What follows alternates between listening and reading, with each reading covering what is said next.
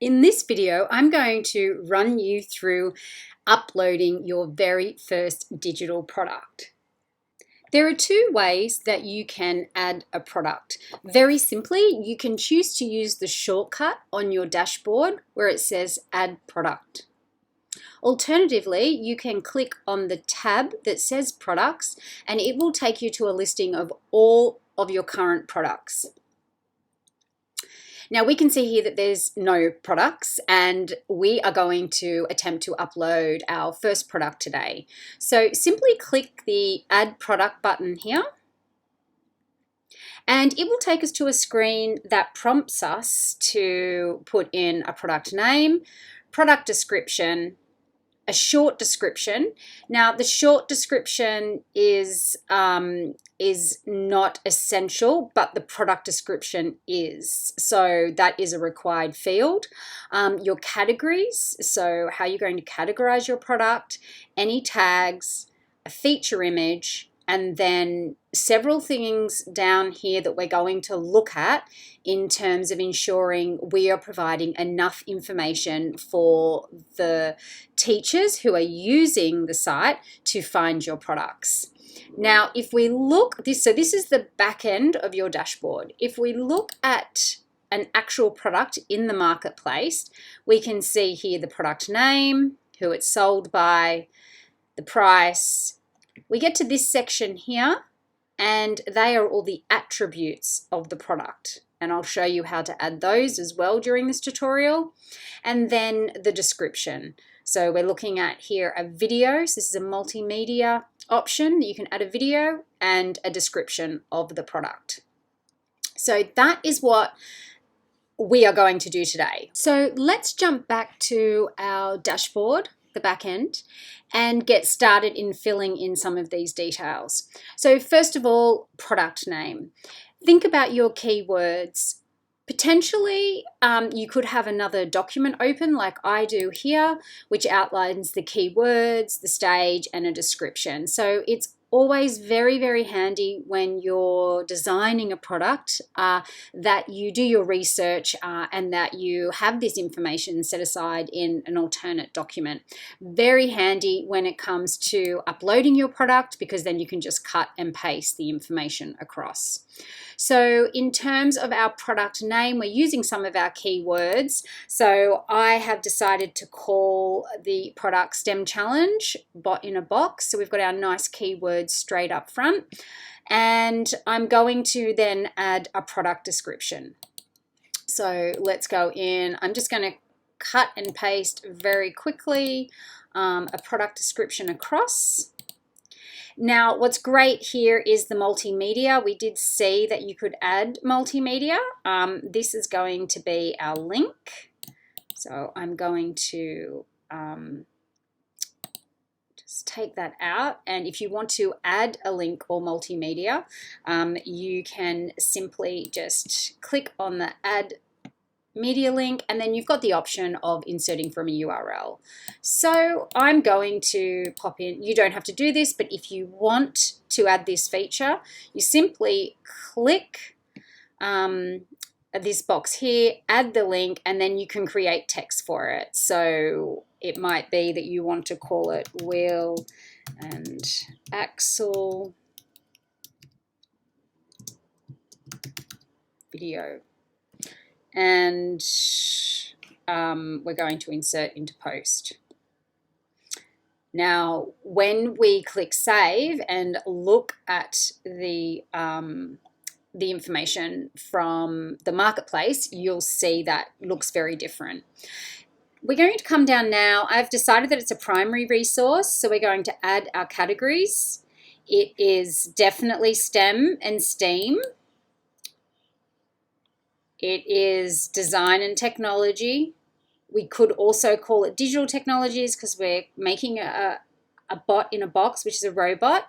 But I'm going to just go with design and technology and engineering because the main focus is the design process.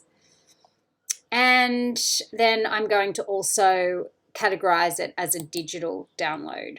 Fantastic.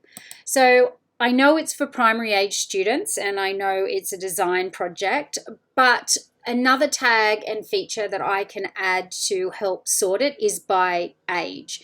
So we could put in there the year level. So I've designed this particularly for kindergarten, and I can add that tab, and that will also further refine the search elements for users on the site.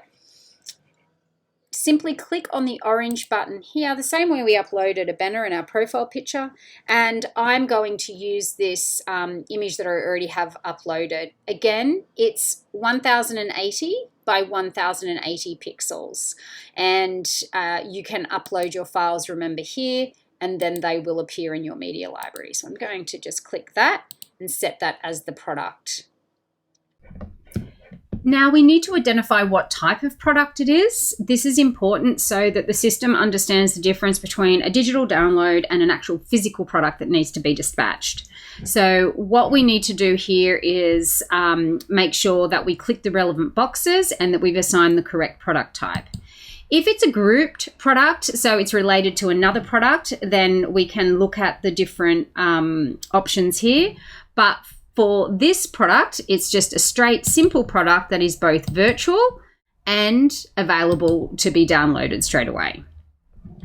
Here we've got the regular price, so I will put that in. I like these sort of video and worksheet combination projects to be $5. I can also opt to put a sale price in, but be very careful here. If you put a sale price in, like for instance, I'm putting in $3.75 on sale, and I am going to schedule that for Science Week because it's a science challenge, a design and technology challenge. When we look at the sale price, if we do not schedule it, it will just appear as the default price. So be very careful, because if you don't want it on sale all of the time, then it needs to be scheduled for when it is on sale. So just be mindful of that. Again, because it's a virtual downloadable product, there'll be 0 weight, and you don't have to worry about the dimensions. So you can leave that as it is.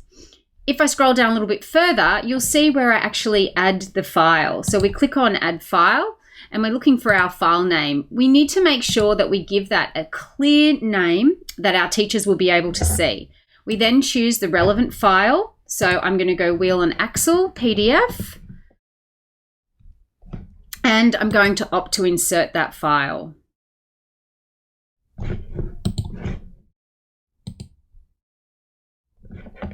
And there we have it. Obviously, you can add another file, but I've just got a simple one worksheet. It's uploaded. And then again at the bottom, we are just choosing that it's a standard product, because it's not a song that needs to be downloaded. It's certainly not some code or software application. So we just click standard product. Now, before we can save our very first product or any product, it's really important that we also look at the attributes. So that is what we're going to do now. So let's go in here, and we're going to select an attribute. For this one, I'm going to click resource type, and I'm going to add that. It's then going to ask me what type of resource file. So we're just going to put digital download. So there's some options there. I'm now going to add another attribute. If you can remember, when we were looking at the original product, and I'm just going to click on that, and I spoke about the attributes, this is what we're doing. This is where they will appear. So I'm going to go back to the back end, and I'm going to make sure that I have also put in a year level. So we chose kindergarten.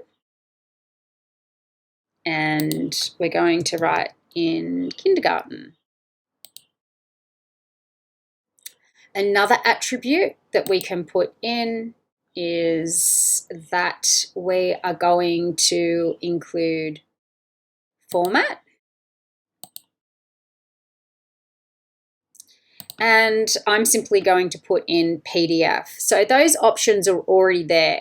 If it's a larger PDF file and there's multiple things in it, then obviously you can put your zip option, but we are just doing a standard PDF. It also helps give you an idea of the different formats that you can upload and sell on the site. So we're going to simply press PDF.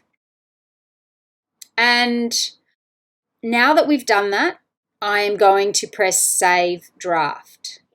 You can also come back and do the advanced options and the SEO. And SEO stands for Search Engine Optimization. If you do not add any extra details, the SEO will be generated from the information that you have already added, your keywords here and the information in the product description. So by default, that is how this SEO or the search engine optimization will be configured, but you can add additional data. But the very basic level, we are now going to add our product.